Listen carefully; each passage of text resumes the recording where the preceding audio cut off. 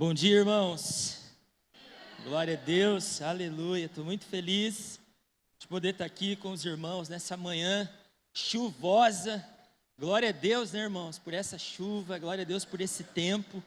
Deus é bom demais. Aleluia, glória a Deus. Irmãos, eu quero ler com vocês livro de Jó, capítulo 1. É uma história de Jó é uma história bem conhecida. E nessa manhã, eu quero junto com você ver o que nós podemos aprender juntos nessa história de Jó. Então, Jó capítulo 1, a partir do verso 1, diz assim: Na terra de Uz vivia um homem chamado Jó. Era homem íntegro e justo, temia a Deus e evitava o mal. Tinha ele 7 filhos e 3 filhas. E possuía 7.000 ovelhas, 3.000 camelos, 500 parelhas de boi e 500 jumentas. E tinha muita gente a seu serviço. Era o homem mais rico do Oriente. Seus filhos costumavam dar banquetes em casa, um de cada vez, e convidavam suas 3 irmãs para comerem e beberem com eles. Terminando um período de banquete, Jó mandava chamá-los e fazia com que se purificassem. De madrugada ele oferecia um holocausto em favor de cada um deles, pois pensava: talvez os meus filhos tenham lá no íntimo pecado e amaldiçoado a Deus. Essa era a prática constante de Jó.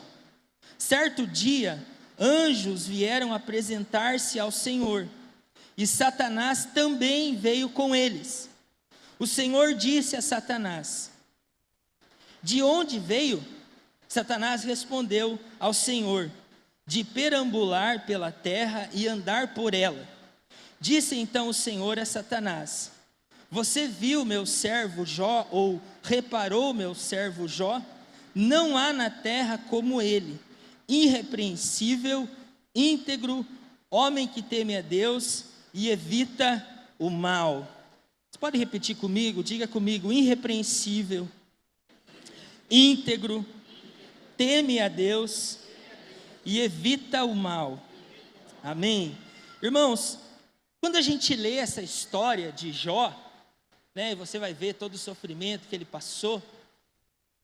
Parece, quando a gente lê assim a grosso modo, sem muito estudo, só numa leitura simples, quando a gente lê essa história, olhando assim, sendo bem franco com você, sem estudar, só numa leitura simples, parece que Deus e o diabo estão brincando com Jó, porque Jó não tinha nada a ver com o que eles estavam conversando ali.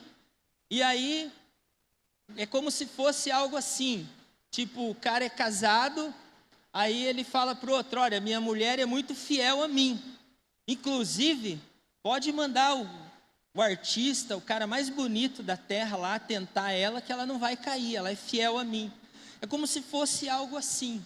Só que quando nós estudamos melhor, damos uma atenção melhor a esse texto, algumas coisas importantes vêm aos nossos olhos. E eu quero compartilhar com vocês algumas, são muitas, né?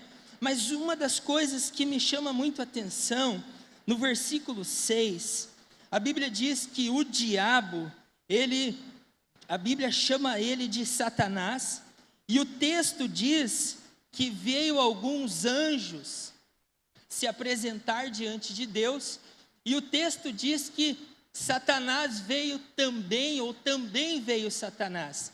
Esse também que a Bíblia relata, e não se sabe quem foi o autor do livro de Jó, mas foi colocado ali, os anjos vieram e também veio Satanás.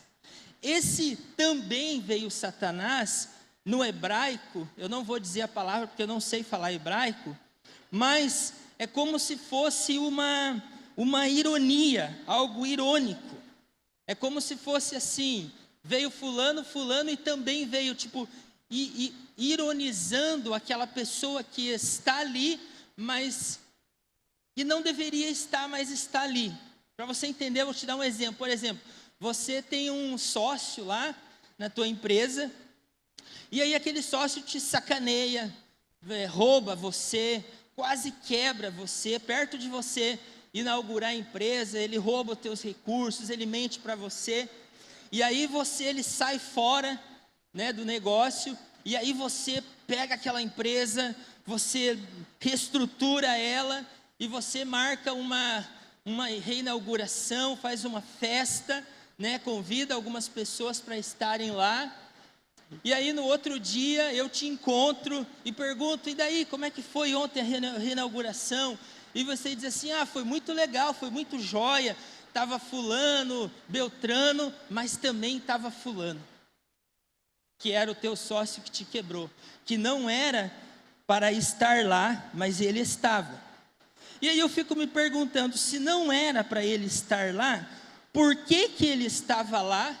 E por que Deus não expulsou ele de lá? Por que Deus não impediu ele de ir até o céu, se apresentar a Deus?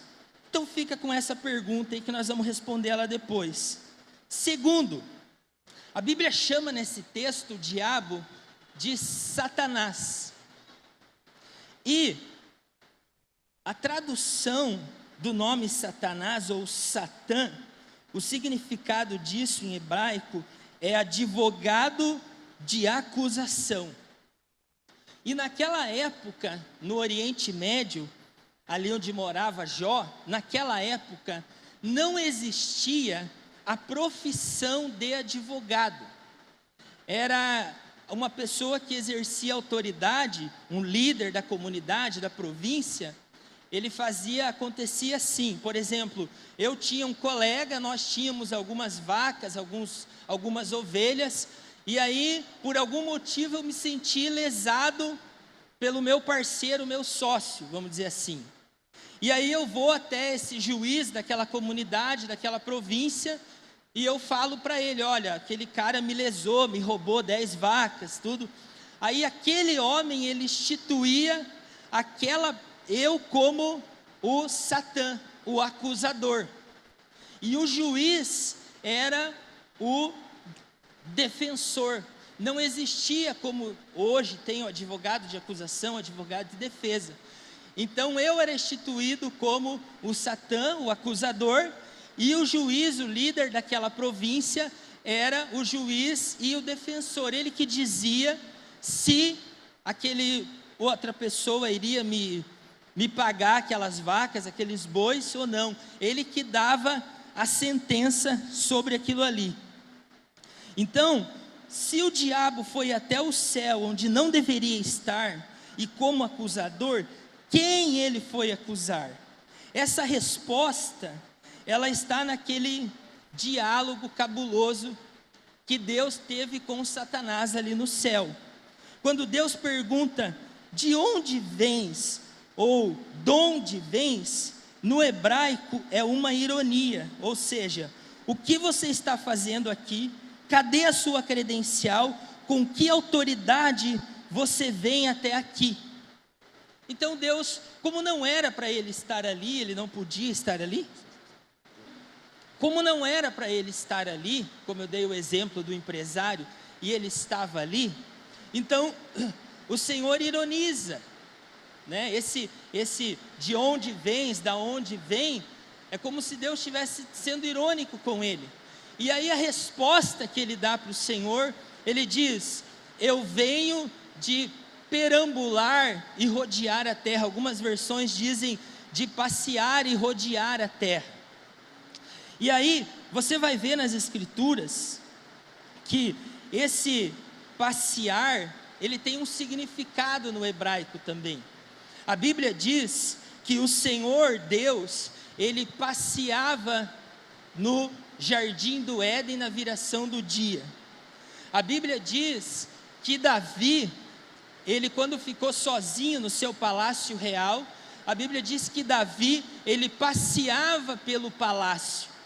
E aí de lá do palácio ele viu Betseba, a mulher de Urias, cobiçou ela e pecou, e aconteceu aquele adultério que não deveria ter acontecido. Então esse passear que a Bíblia fala, não é um passear de você, por exemplo, ir para o Beto Carreiro, para a Disney, não. Esse passear é um tipo de caminhada que você faz no seu território, checando se está tudo conforme a sua vontade, se está tudo de acordo como você pediu para ser, se está tudo acontecendo como você gostaria, e se não está acontecendo algum tipo de rebelião, ou se alguém não está tramando algo, algum movimento para tirar você do poder. Então, quando Satanás ele diz para Deus que ele estava perambulando pela terra, o que Satanás estava dizendo em outras palavras? Eu estava passeando e checando o meu território, eu estava olhando o meu planeta.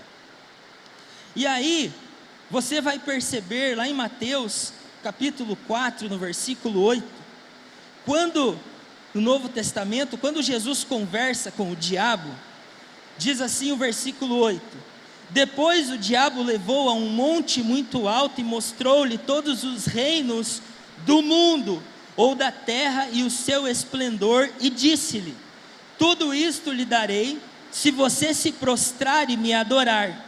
Você vai ver agora no versículo 10, que Jesus ele não questiona se o diabo tinha autoridade para dar ou não. O que Jesus diz? Jesus disse: retire-te, Satanás, pois está escrito: adore o Senhor, o seu Deus, e só a Ele preste culto. Por quê? Porque até a morte de Jesus, quem era o dono deste mundo era Satanás. Então, em João 12:31, a Bíblia diz que Jesus disse que o diabo era o príncipe deste mundo. Outro texto da palavra do Senhor diz que o mundo jaz do maligno. Agora, eu te pergunto, irmãos, quem deu a terra para Satanás e com que autoridade ele foi diante de Deus como advogado de acusação, e quem ele foi acusar? Vocês estão conseguindo mergulhar comigo nessa palavra? Sim ou não? Está conseguindo entender? Estou me esforçando aqui para que você possa entender. É muito forte isso aqui.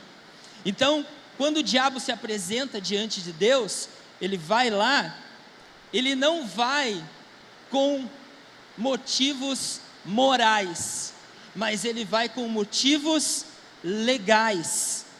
Por quê? Quer ver um exemplo? No meio jurídico, existem demandas que não são morais, mas são legais. Vou te dar um exemplo.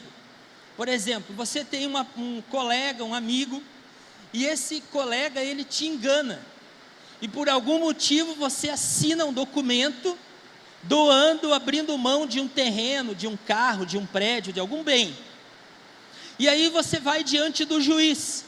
Quando você chega diante do juiz, o juiz vai olhar para você e vai dizer: olha, moralmente o que ele fez foi uma sacanagem com você, está errado, mas legalmente a sua assinatura está aqui e o terreno é dele. Quantos conseguem entender? Moralmente está errado, mas legalmente está correto, está certo. Então, a gente entende aqui que o diabo, ele não tinha motivos morais para estar diante de Deus, porque ele enganou a Eva e o Adão, mas ele tinha motivos legais. Diga assim comigo: moralmente errado. Você pode dizer mais forte que a chuva: moralmente errado, mas legalmente correto. Amém? Por que o diabo estava legalmente correto? Quando Adão e Eva desobedeceram a Deus e comeram o fruto, eles pecaram e entregaram de mão beijada para o diabo o mundo, o planeta Terra, que Deus tinha dado para o homem. Então, até ali a vida de Jó, o mundo era do diabo, porque Jesus não tinha vindo. Aí a gente consegue entender o porquê da ironia com Satanás nesse "você também está aqui". Quando a Bíblia fala "você também", fulano está aqui, Beltrano está aqui e também você. Por quê? Porque não era para estar. Quando Deus pergunta para ele: de onde vens? e ele diz: eu venho de rodear o meu território, a terra é minha, e eu tenho direito sobre ela. Aí Deus olha para ele e diz assim: é mesmo? Ele diz: é meu, por direito é meu, legalmente a terra, a humanidade é minha. E aí o que Deus diz? Deus diz: não é bem assim. Você já viu meu servo Jó? Ele chega como dono de tudo, se apresenta como dono do território. Eu estava checando o meu território, e você não está permitindo que eu possua aquilo que legalmente é meu. Qual é o argumento que Deus usa? Deus diz para ele: nem tudo é seu, não é bem assim. Não é bem assim como você pensa. O diabo, ele não pode reclamar a posse completa do planeta, ou de uma cidade, ou de um estado, ou de um lugar, enquanto houver um grupo, ou uma pessoa, que diga: eu não aceito o mal de Satanás sobre a minha vida. Quantos estão entendendo? Amém? Deus, nem que seja uma pessoa só, como era Jó, porque Deus não precisa de maioria. Amém? Então Deus, o que Deus faz? Deus usa Jó como argumento para dizer para Satanás: não é tudo teu não, veja o meu servo Jó, homem íntegro, reto, temente a Deus, que evita o mal. E agora eu te pergunto: o que Deus pode dizer a seu respeito? Que Deus pode dizer sobre mim? Olha o argumento que Deus usa. Mas talvez você pergunte assim: puxa, pastor, mas que estranho, o Deus Todo-Poderoso batendo papo com o diabo, por que Deus dando satisfação, né? Sabe, irmãos, Deus, Ele é Deus, Deus não precisaria dar satisfação para ninguém. Mas por que isso está na Bíblia? Por que há essa explicação? Porque por causa de mim e de você, porque Deus não queria que nós tivéssemos dúvida nenhuma, para que a gente pudesse entender como Deus está fazendo as coisas. Deus em si não precisa dar satisfação, mas por causa de mim e de você, Ele explica tudo. E o livro de Jó, a gente pode aprender inúmeras coisas muito profundas, mas nessa manhã e nos próximos 2 cultos, eu quero me atentar a 3 coisas importantes nessa história. Primeiro, nenhum sofrimento é para sempre, tudo tem um começo, um meio e um fim, seja deserto ou seja vale, seja o que for, tudo tem um começo, tudo tem um meio e tudo tem um fim. Nós precisamos aprender a perseverar como Jó. O sofrimento de Jó teve um início, teve um meio e teve um final. Outro dia eu falei em uma outra mensagem: o deserto, o vale, não é lugar para você morar, para você ficar, porque muitas vezes nós passamos do tempo que o Senhor determinou para a gente ficar no vale, no deserto, aprendendo, porque nós estamos fazendo como o povo que saiu do Egito, nós não estamos obedecendo, nós não estamos ouvindo a direção de Deus, porque quando nós ouvimos, nós passamos pelos vales, nós passamos pelo deserto, que foi o que aconteceu com Jó. Nós precisamos aprender a perseverar, ficar firmes. A Bíblia diz em Jó 42, versículo 5: antes eu te conhecia só por ouvir falar, mas agora eu te vejo. Aquela doença, aquela enfermidade que Jó teve, serviu para quê? Como que pode? Eu estava lendo, como que no capítulo 1 do livro de Jó, a Bíblia diz que o homem, ele era reto, ele era íntegro, ele temia a Deus, ele discipulava muito bem os seus filhos, ele oferecia sacrifício pelos seus filhos de madrugada, era o cristão quase que perfeito. Eu até perguntei para uns irmãos outro dia, falei assim: como que você acha que era o relacionamento desse homem, que a Bíblia diz lá no início do texto, quando a Bíblia dá o currículo de Jó, olha o que a Bíblia diz sobre ele. Era homem íntegro e justo, temia a Deus e evitava o mal, sacrificava pelos seus filhos. Ele imaginava, pode ser que os meus filhos, lá no íntimo do seu coração, eles tenham pecado, então eu vou oferecer um holocausto para que Deus os perdoe. Como que é o relacionamento de um homem desse com Deus? Só que daí você vai ver que lá no capítulo 42, esse mesmo homem íntegro, reto, temente a Deus, ele diz: antes eu te conhecia de ouvir falar, mas agora eu te conheço e te vejo. Isso significa o quê? Que Deus é uma fonte inesgotável, que Deus sempre tem mais, que nós precisamos buscar mais a Deus todos os dias. Nós estamos sendo convidados por Deus a irmos cada vez mais profundos no conhecimento a Deus.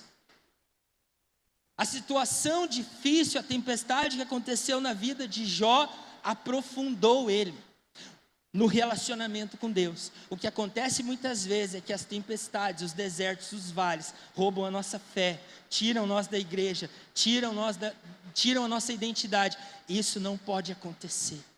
Fala comigo, em nome de Jesus, eu vou me aprofundar em Deus. Amém, queridos? Segundo, nós precisamos entender que nós estamos em um grande conflito entre o céu e o inferno. Se Deus não intervir diante disso, nós vamos nos sentir abandonados e vamos desistir. Agora, se Deus intervir totalmente, nós não vamos entender os processos e nunca vamos entender que há um grande conflito, que nós precisamos decidir se nós servimos a Deus ou nós servimos o diabo. Então, o que Deus faz para a gente entender que Ele está conosco, que Ele é o nosso Pai, que Ele nos ama? Nós estamos diante de um conflito, há uma guerra espiritual, há uma guerra do inferno. O inferno nos quer, mas Deus também nos quer, o tanto que Ele deu o seu Filho. Satanás também nos quer, por isso as mentiras, por isso as enganações, por isso as palavras massageando o ego dos cristãos. Por quê? Porque o céu e o inferno nos querem. Então o que Deus faz para que a gente entenda que Deus nos ama e que Deus tem algo muito poderoso para as nossas vidas? Deus, Ele não age na sua totalidade, mas Deus também não deixa de agir. Deus age em alguns momentos, em algumas situações Deus age. Por exemplo, você quer ver uma coisa? Quando você olha os milagres de Jesus, os milagres de Jesus, eles sempre foram provisórios. Por exemplo, Jesus ressuscitou Lázaro, sim ou não? Mas Lázaro está vivo até hoje? Não, Deus adiou sua morte. Mas Lázaro morreu depois. Lembra aquela mulher que estava vindo num cortejo fúnebre e encontrou a multidão com Jesus? A multidão que estava com Jesus vinha rindo, celebrando, e aquela mãe com o pai num caixão, triste.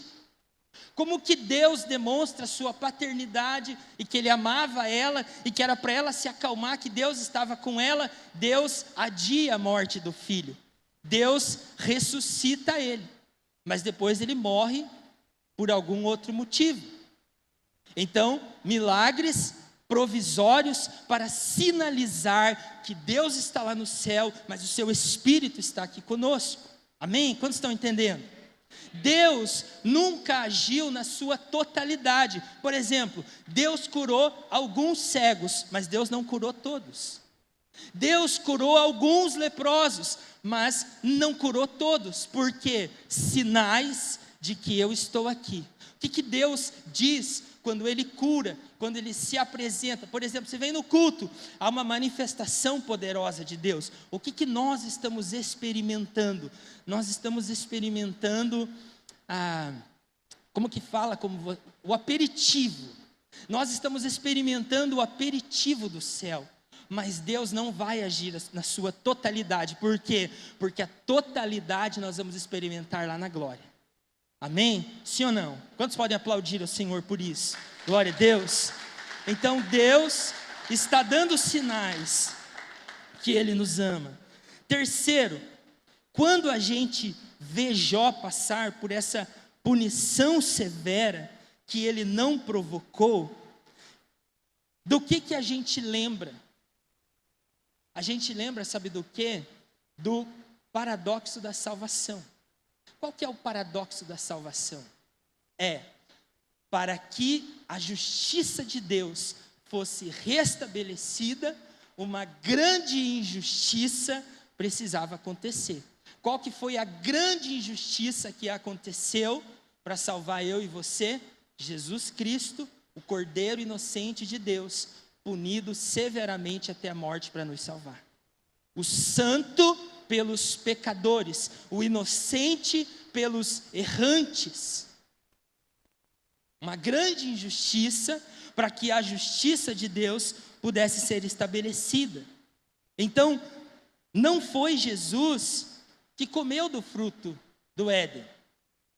Não foi Jesus que adulterou, não foi Jesus que deu legalidade para Satanás, não foi ele que estuprou uma criança, não foi ele que assassinou, não foi ele que roubou, não foi ele que enganou, mas quem foi para a cruz foi ele. Quantos podem dizer amém? Ele foi em nosso lugar, ele pagou a fatura que era para ser nossa, inocente, sem pecado, santo, Cordeiro Santo de Deus, o primogênito, o Filho de Deus, o sacrifício perfeito. O tanto que quando Deus, ele fala para Isaías, lá no Velho Testamento, que um justo morreria pelos injustos, que um santo morreria pelos pecadores, a primeira coisa que Isaías fala, em Isaías 53, versículo 1, ele diz assim: quem creu em nossa pregação, e a quem foi revelado o braço do Senhor? Aí ele continua, dizendo quem era Jesus. Ele cresceu diante dele como um broto tenro, e o corpo uma raiz saída de uma terra seca. Ele não tinha qualquer beleza ou majestade que nos atraísse, nada em sua aparência para que o desejássemos. Olha o que o nosso pecado causou em Jesus.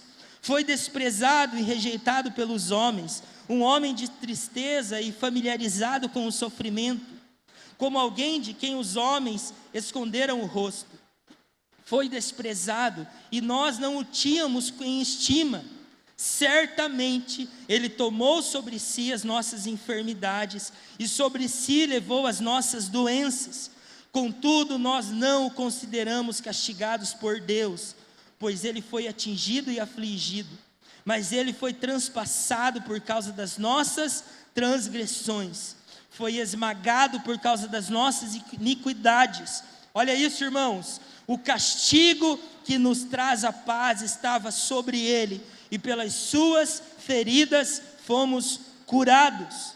Todos nós, qual ovelhas, nos desviamos, cada um de nós se voltou para o seu próprio caminho, e o Senhor fez cair sobre ele a iniquidade de todos nós.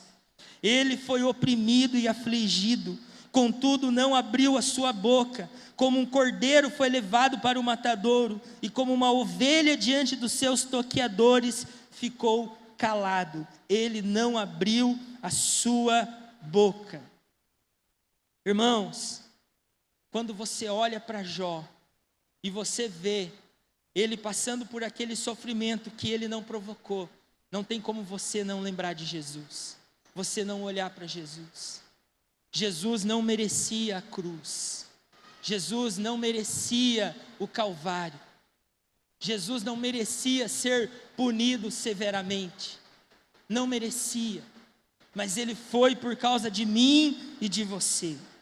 Sabe, irmãos, Deus tem um plano para mim e para você, mas Satanás também tem um plano. Jesus nos alertou sobre isso.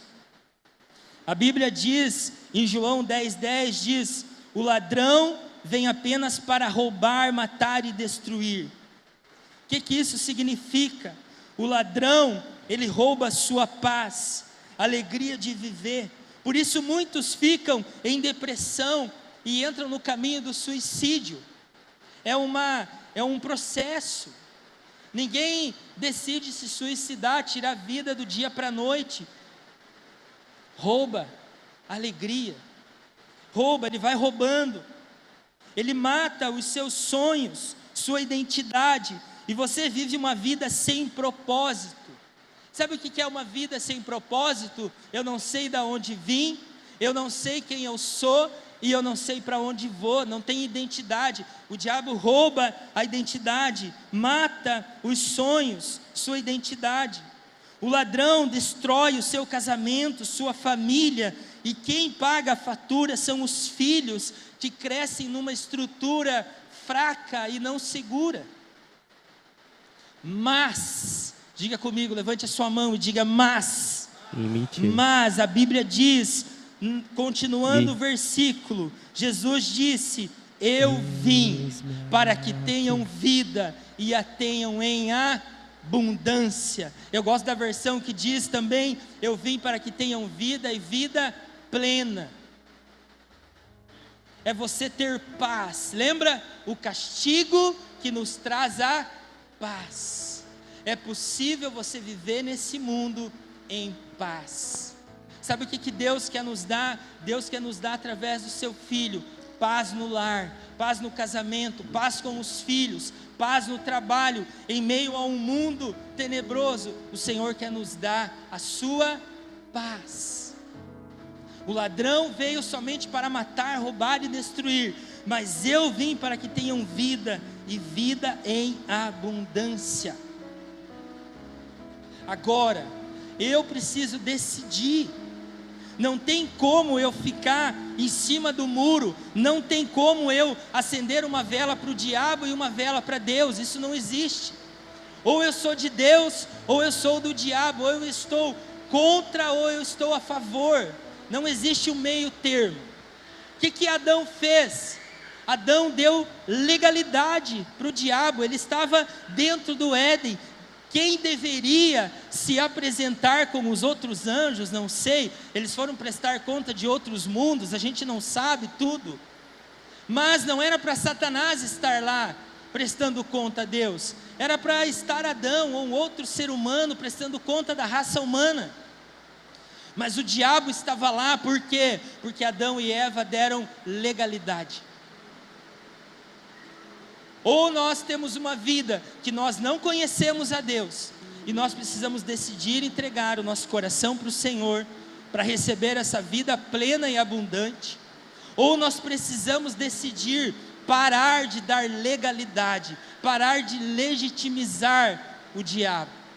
Sabe por quê? Muitas vezes, às vezes, não é que Deus não está fazendo, não é que Deus está retardando o processo, não é isso, é que eu não estou obedecendo, que eu não estou ouvindo a voz de Deus. Às vezes eu estou ouvindo, nós sempre vamos ouvir 3 vozes: a minha, da minha alma, a do diabo e a de Deus. Qual voz eu estou ouvindo mais? Quem eu estou obedecendo mais? O meu achismo. Eu acho assim, eu penso assim, eu não concordo assim. Ou eu estou ouvindo Satanás: você é um fraco, você é um derrotado, você não consegue, você não vai conseguir mudar. Ou eu estou ouvindo a Deus dizendo para mim: você tudo pode, porque eu te fortaleço, você consegue, dê lugar para mim. A Bíblia diz: não deis lugar ao diabo. E nessa manhã, irmãos, talvez a palavra seja um confronto forte, mas o Evangelho é isso. É o amor de Deus por nós. É Deus dizendo para nós: Deus se manifesta através dos milagres para demonstrar o seu amor por nós, mas Deus também se manifesta através da correção. Deus também se manifesta através do confronto. Vocês estão errados, vocês precisam mudar. E eu gostaria de convidar você a se colocar de pé nessa manhã. E eu não sei o que essa palavra ministrou no seu coração, mas eu sei o que ministrou no meu, irmãos. Eu preparando essa palavra, eu disse: Senhor, tenha misericórdia de mim, Jesus.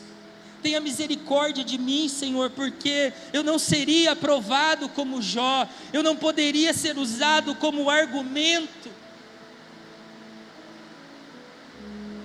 Eu não poderia ser usado como argumento, como o Senhor usou Jó. Imagine isso. Quando Satanás vem dizer que tudo era dele, Deus diz: não é não. Você não pode reclamar a terra, porque nem todo mundo concorda com você. Olhe para o meu servo Jó. O que Deus poderia dizer se ele olhasse lá da terra e dissesse o seu nome? Olhe para o meu servo David. O que Deus poderia dizer? Será que Deus poderia me chamar de íntegro? Será que Deus poderia dizer que eu sou uma pessoa reta, obediente? Será que Deus poderia dizer que eu evito o mal?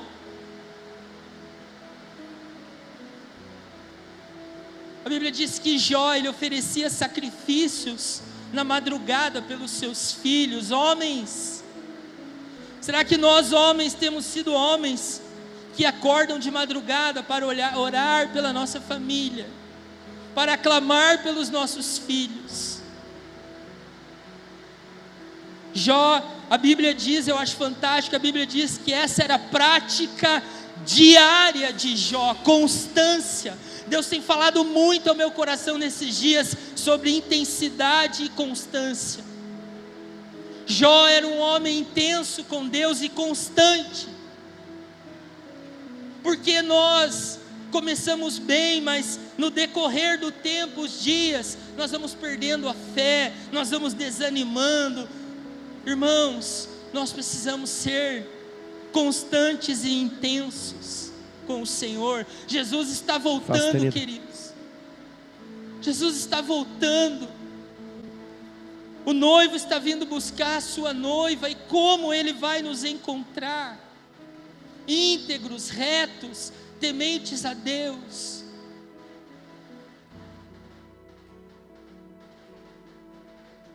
Deixa o Senhor ministrar o seu coração através dessa canção.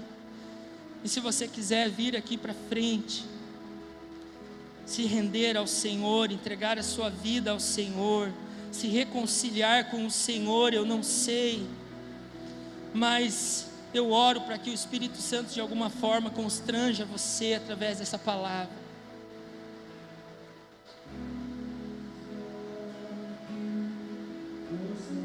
Outra vez para tudo entregar. Aleluia. Para tudo entregar.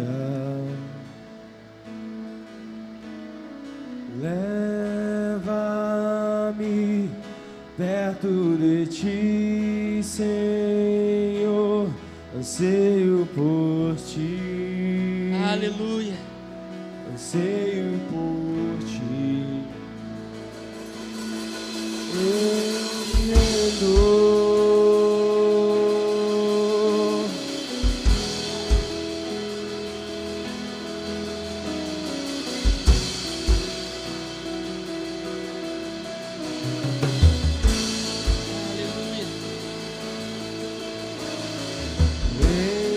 Enche-me da graça e do teu amor, sacia o meu ser, sacia o meu ser.